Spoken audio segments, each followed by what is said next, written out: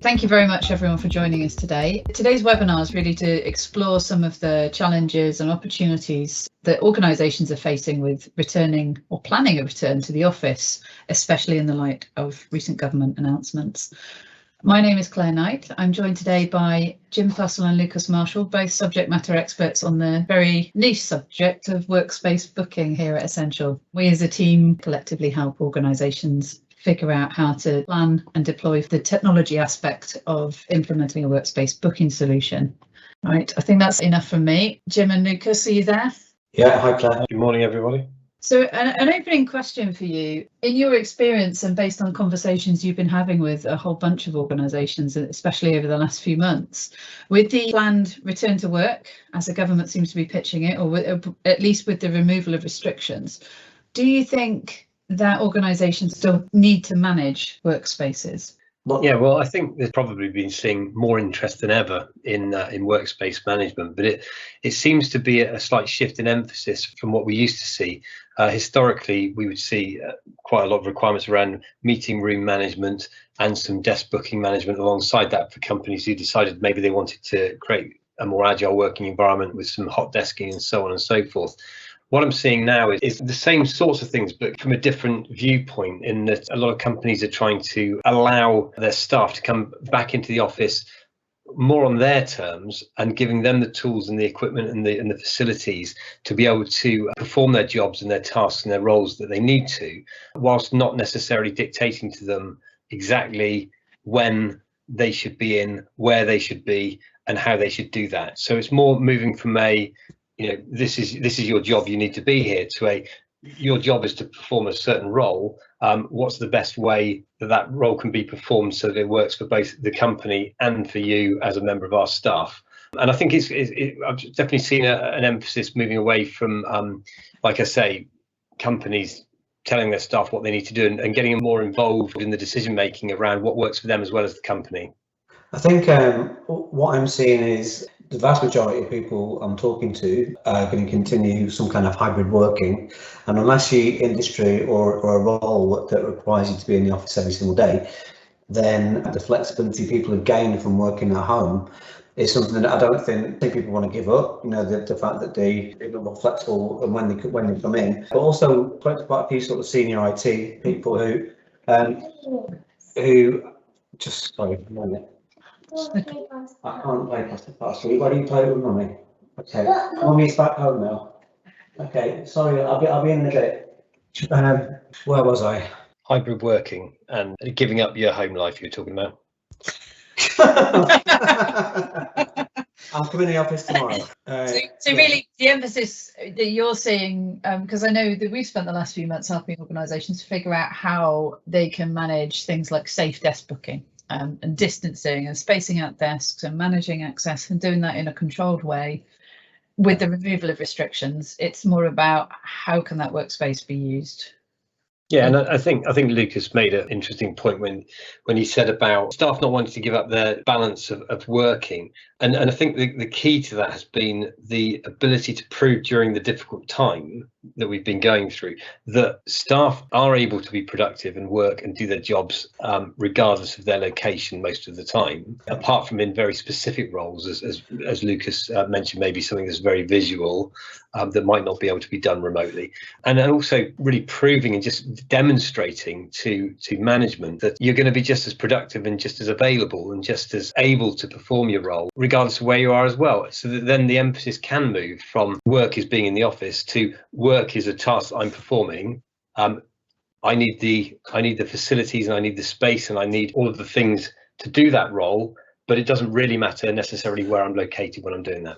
Just to sort of lead on from that, over the last few months, I've had a couple of interesting conversations with senior IT people that what they're finding is there are certain job roles that are more productive at home. If your stats are higher, if you're a salesperson and you're making more calls and you're being more productive at home, you can pull the stats out which prove where you're most effective. Do you make more calls in a day when you're at home or when you're in the office, or is your time in the office spent going to the sandwich shop, catching up with colleagues, trying to find a mouse for your laptop? So I have spoken to a couple of people, they want to put various restrictions on various teams, but certain teams come into the office. So we know that these guys, we don't want them really coming in more than a couple of times a week, because we know we'll get a lot more work out of them actually if they're at home, which is an interesting analysis they've been making.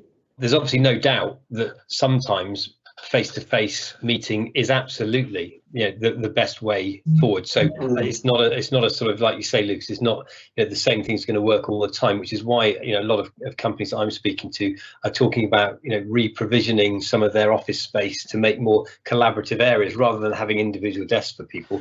Why not break that down into areas where people can collaborate where needed, knowing that you don't need so much room for individual desks because you do have that hybrid working environment of being able to work from home or somewhere else as well. It's more about saying, so I want to be able to come in, and when I do come in, I need to be able to find a space to work with Lucas and Jim to prepare for this webinar. It's not just the people and this, it's sort of the technology tying the people, the space and the resource together in order to create the right kind of conditions for that type of work. Exactly. So, when you are coming into the office, if that's going to be twice a fortnight or twice a week, you're going to be coming into the office based on I need to be there, and you want to be as effective as you can when you're there. So it's important that you go on a day when the relevant people are also there. So the ability to pick a day when, the person you need to work with on a project is going to be in, is going to be really important. But also what I'm hearing quite a lot just at the moment is people want to book team days in the office. So actually, you work at home generally, but you go in and see your team. You all come in on the same day once a fortnight so that you can collaborate. I've been talking to several people about it this week. Is this ability to book into a space like a zone of the office rather than booking a desk. And this kind of leads on from the book team having team days like we were talking about before. I see. So booking, just saying I want to work in the sales area. Yeah, exactly. So rather than actually finding a desk and booking a desk, you don't have to book a desk, but you want to book in a zone. So that zone of the office might allow a certain amount of people to use it on a day. So you book it into an area of the office and it will allow you to do it up to a maximum amount of people, but no more than that. So it's just booking your attendance rather than booking an individual desk. And a lot of people are talking about that. And as I say, it aligns with what I was saying before about, maybe going in a couple of days a week, and one of those days is going to be a Teams day where your close colleague is going to be there. So you can book in your zone for the day. Maybe that zone is a sales zone on a Monday. Maybe it's an IT zone on a Tuesday and a marketing zone on a Wednesday. And then you've got the choice to come in on a certain day and know that you're booking into an area where your team is going to be. Yeah, I've had an interesting scenario with a customer who wanted to make sure that they didn't go over occupancy for their building in the sense that they had a bunch of desks and other collaborative spaces, but the total number of those desks and collaborative spaces weren't necessarily the same as the current total building occupancy that they wanted to achieve. So once again, this hopefully in 6-12 months time this might not be such an issue, but if they wanted to limit the building to 50 people for the next few weeks, but they've still got 100 desks ready to go, we set up a system where they had to actually book themselves a building pass initially in order to get access to then proceed to book any other type of resource. And if you didn't book a building pass for the day you were coming in, and hence that would take up one of the assigned number of staff that could come in on that day, you couldn't proceed to the next stage of booking any desks or rooms or anything like that. But once you'd secured a building pass, at that point it unlocked the rest of the system so you could book the other resources that you might need. That's a really good point, Jim. What are you finding about visitors coming into buildings? What are organisations wanting to do around managing who's coming in? Well, first things first, you need to know whether someone is coming in or not. And obviously, more and more these days, we're spending more time in Teams and Zoom and things like that. And so if you're inviting an attendee to a meeting, who's to say whether they're actually physically coming in or whether they're joining over a remote session? So a way in which you can actually mark that in a system and therefore apply either rules or tracking who's meant to be in the building is obviously advantageous. But when you've got that sort of list sorted and you know who's due into the building, the ability to mark people as arrived or departed and run reports on that, and of course at the moment the ability to track and trace anybody who's in the building or been in the building and who they might have come into contact with whilst they've been in the building, of course that's very advantageous at the moment. And much as we hope we won't have to do that sort of thing in 6 to 12 months time, as you said, Claire, we don't know what the future holds, so having that in place and ready again, it can't be a bad thing. Well, I suspect that now that people are thinking that way and organisations are thinking that way and systems are being put in place, it's not going to be switched off. No, and if it's in your system, it's ready to go. You don't have to be running these reports. You don't have to do any of these tasks around tracking and tracing. But the fact that you're logging these visitors, the fact they're being logged in the system regardless of the situation in the world, means that if something suddenly does happen, you're covered and you don't have to run around worrying what you're going to do about it. That's a good point. And what about managing things like peaks and troughs? Because I can see what's been happening in our office is that people have been coming in 1 or 2 days a week by choice, which is lovely, and it's been great to see everyone. But the office is deathly quiet Monday and Friday. It would be good to see what you're hearing from customers or whether you've had any conversations or any thoughts around how that might be managed, because you could have sometimes full occupancy on a Wednesday, for example, but Monday and Friday, everyone's at home. Yeah, and you can pull stats out which will tell you which are the quiet days, and it'll also tell you which days people from certain teams come into the office too. And really, I think it goes on to the point I was talking about a minute ago, this ability to have team days. Okay, so Monday, sales team are in and they're going to populate that area. On Tuesday, it's going to be a different team. So it's picking the days when the relevant people are in. Realistically, though, how many of us are skipping into work on a Monday, or by the time we get to Friday, really feeling the love for being in the office on a Friday afternoon? I think it's totally valid. And partly you could solve that with systems and technology and so on, by assigning maybe different departments different quantities of desk resource or collaboration space on different days of the week. So you're kind of spreading that availability across the week and almost enforcing certain teams on certain weeks to come in on Mondays and Fridays. But I think there's a second part to it, with maybe incentivizing Mondays and Fridays a bit more. Like you say, Lucas, if you know your team's going to be there, that's a bit of an incentive. Even more sorts of materialistic, like providing pastries on a Monday morning or something like that, or just something that's going to incentivize the teams to not just look midweek when there's availability logjam Tuesday to Thursday where everything's booked up. I think it's certainly something to consider. And like I say, from what I've been speaking to customers about, most things can be solved completely with technology if you want them to be, but I'm not sure Mondays and Fridays can be. It's human nature. And I think getting some sort of incentive in there is going to be a good idea. Where technology can help, though, I guess, is really helping with that reporting and analysis, so you can get some outputs from that and to be able to make decisions, perhaps using those quieter days to host bigger meetings or training days, or and use those out of sort of peak time slots to coordinate bigger events. As you said, Claire, once the stats show you, you may want to make sure you avoid the same people always booking the choice desks on a Tuesday, Wednesday, Thursday. So the people who maybe get up a little bit later in the morning, I've just left with Mondays and Fridays, I can use the office. So I suppose the proof's in the pudding, really, isn't it, and how the office works. But you may find that people are saying, I can only book on a Friday because all the desks are on Tuesday, Wednesday, Friday. So it's hard to make it fair as well. That's a challenge. Well, you never know. If it's always quiet on a Monday or Friday, you probably get a guaranteed parking space. So that might be a win for some organisations where parking is highly sought after. Yeah, a good idea. And of course, you might want to consider something like freeing up more parking spaces on Mondays and Fridays as a further incentive that, if you do book a desk on a Monday or a Friday to come in to do your work, then there's much more likelihood of you being able to get that parking space because there's more availability.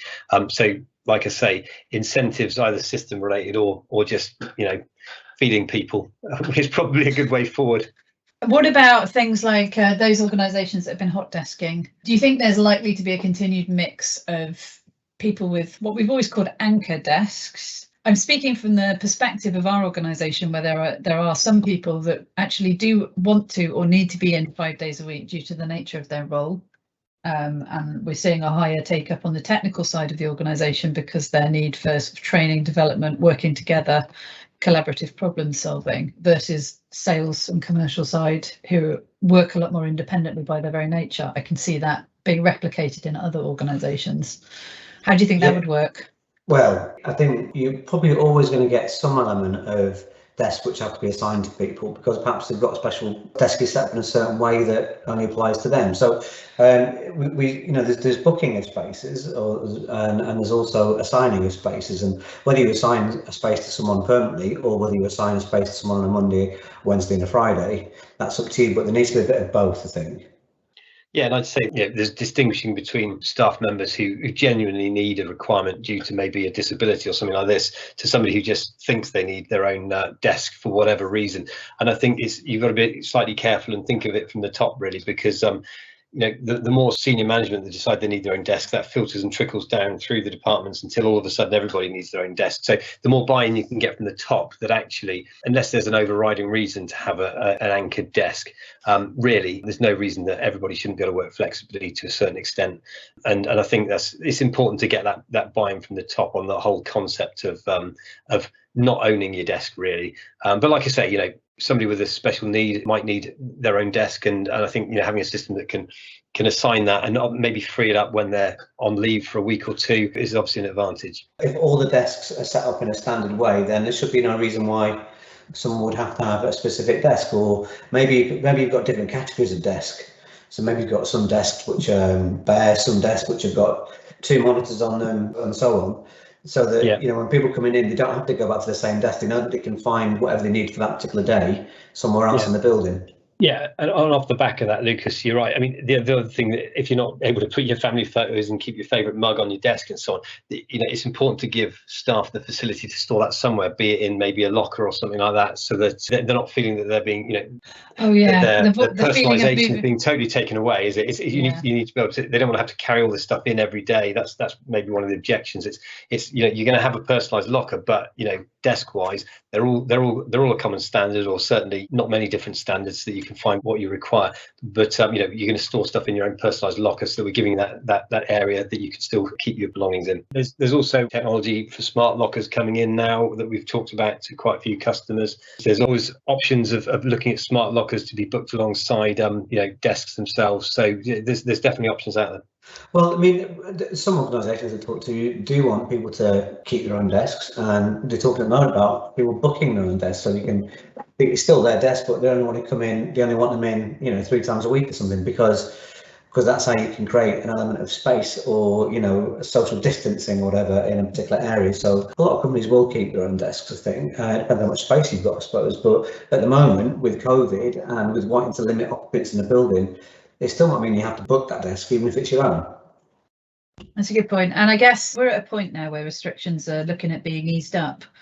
But I think if the last year's taught us anything, it's that things can change, especially as we go back into winter months. Hopefully not. I really don't want to jinx anything. But as we get into flu season, you need to be able to consider a system that allows you to be flexible and I guess take resources out of the system or change the rules or change how things are set up in order to flex with how things are actually working. I know that when we spoke with one customer recently, depending on how their first building goes, they may well scale up and want to manage additional buildings, or they may find that actually we've got plenty of capacity and we really need to scale down and have less building. So using the information and the intelligence out of the system to help figure that out and make those decisions. Yeah. How do you see, based on the implementations we've done in the recent months, working out what rules and guidelines to put in place when they're setting up their workspace management systems? I think there's a difference between what can be done and what necessarily should be done.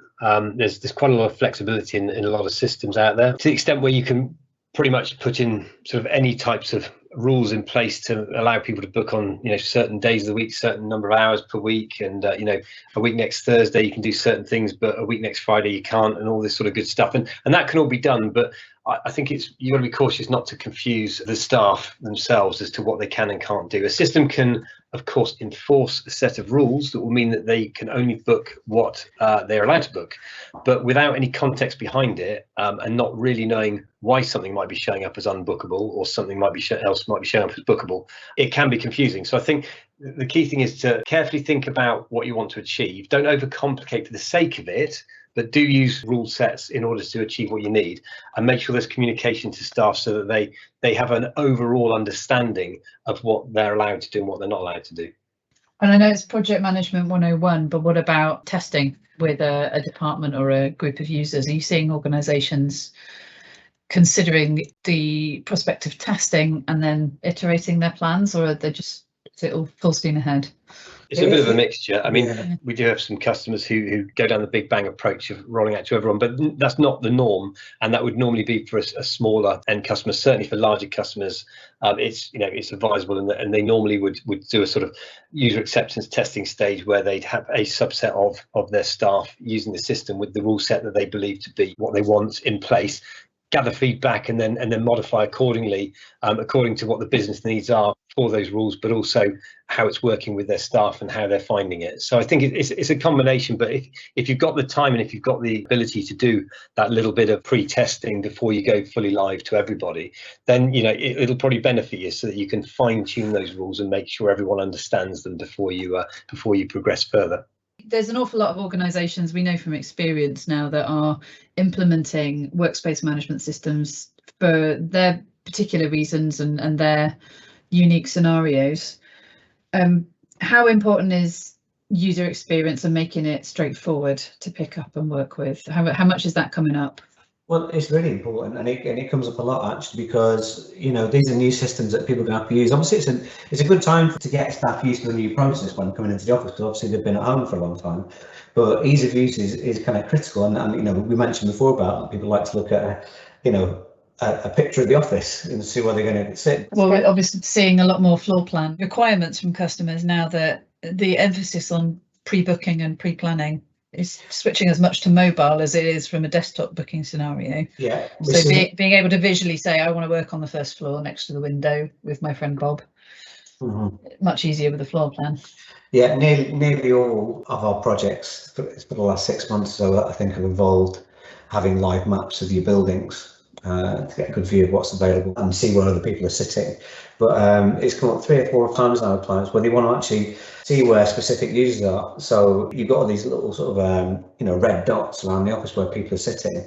Actually, maybe you want a blue dot where the fire warden is. Oh, I see. So any specific criteria attached to that person is highlighted in a visual way on a floor plan. Yeah.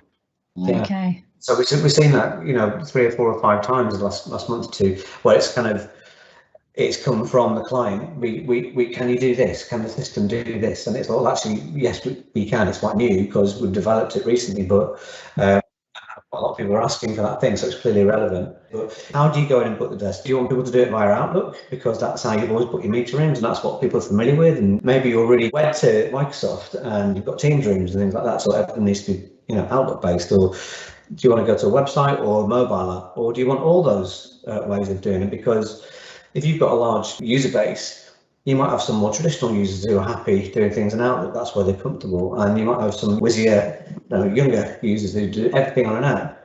So really you want to kind of determine what's going to be the preference, and do you need to provide a range of options for people to access it? Because Outlook's going to be easy for somebody, but an app will be easy for someone else. So so how do you do it? And the other thing is like checking in and checking out spaces. Most companies want to have a check-in policy of some kind so that you can release a desk if someone doesn't turn up. And that's obviously good because it might allow someone else to use that empty desk.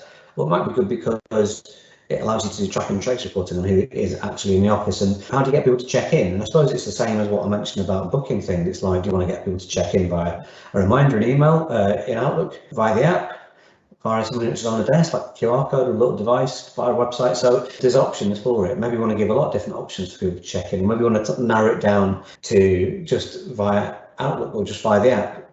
A lot of organisations don't want to have an app. It seems good in theory, but if everyone's using their own devices, then they might not want to download a company booking app onto it. So it's something that needs consideration, but there are lots of options for doing it. That's booking or checking in, checking out. So it's just down to preference as an organisation, I suppose. I was talking to a client yesterday. They really want everything to be done via Outlook because they're very committed to Outlook and Office 365, Teams, etc. So everything really has to be built on Outlook. but other organisations feel differently. Yeah, and alongside your points about checking in, Lucas, what I've been finding is that it's quite useful to be proactive in communications with staff.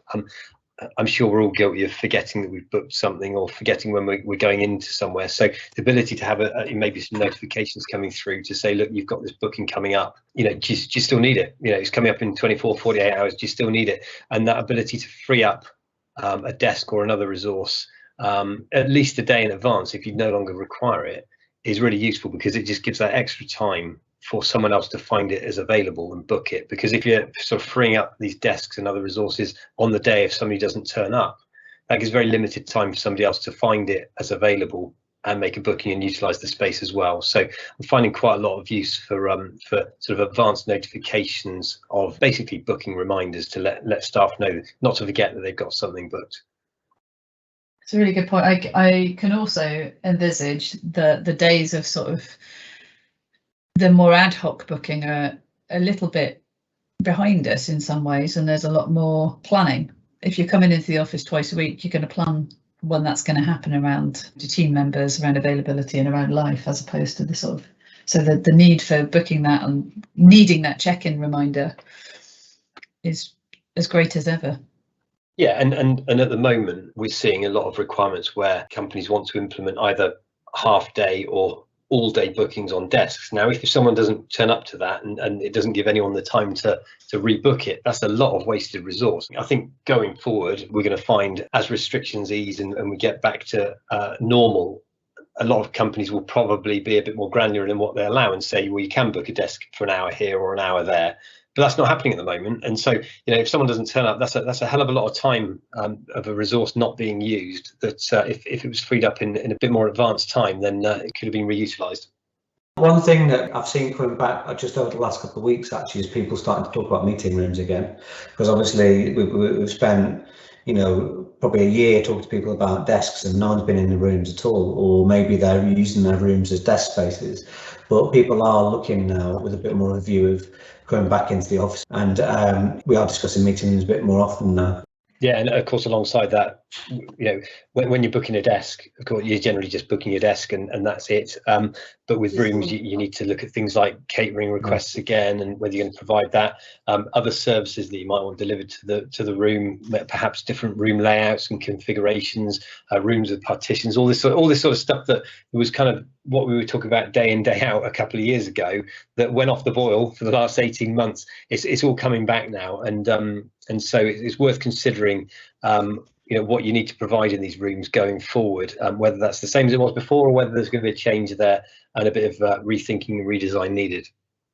All good points. Well, in summary, I think what I've heard from you today is that there are a lot of variables and that every organisation and site within that organisation and team is unique.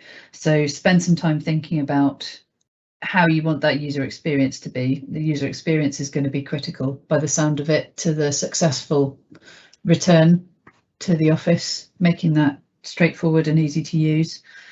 Consider running a pilot site and, where possible, doing a phased rollout so that you can test and iterate. An important point as well to touch on is the need for clear communication out to your teams when you're rolling out new ways of working, as we've been discussing today. So really, not just communicating and saying what's going to happen and when, but in our experience, selling the benefits of returning to the workspace and having the flexibility. You might lose your desk with your, as Jim said, your photo frames and your plant pots, but instead you're swapping an old way of doing things for a new, much more flexible way of doing things, where you might have more choice over where you work and what colleagues you work with and which days you come in. And I think it's worth trading that that sort of "this is my desk, don't sit here" sense for the flexibility and the benefits you'll get. So our advice would be to really sell that when communicating with your staff. Be prepared to learn and flex on initial thinking and take feedback. And an important point that you made earlier, Jim, I think, was don't overcomplicate it. And you might have some very, very sophisticated systems and capabilities in the arsenal, but generally keep it simple where possible. And I think that's all we have time for today. Sorry, Lucas. I was just going to say, well, we know that the systems, such as the ones that we offer, obviously, have got lots of capability for rules, but see how it goes. You've got the rules at your sleeve if you need to set them, and see how often people are coming in the office, and whether you're getting issues and what the stats are telling you about. Whether you need more granular rules in it, maybe you don't. True. We are in unknown times. We are facing a potential mass return to the office, or potentially not. Everyone's going to have to be in an element of unknown. It'll be interesting to catch up again in the autumn and see how stories and real life experiences are evolving as we work with our customers. Thank you very much to you both. Really appreciate your time today. Thank you.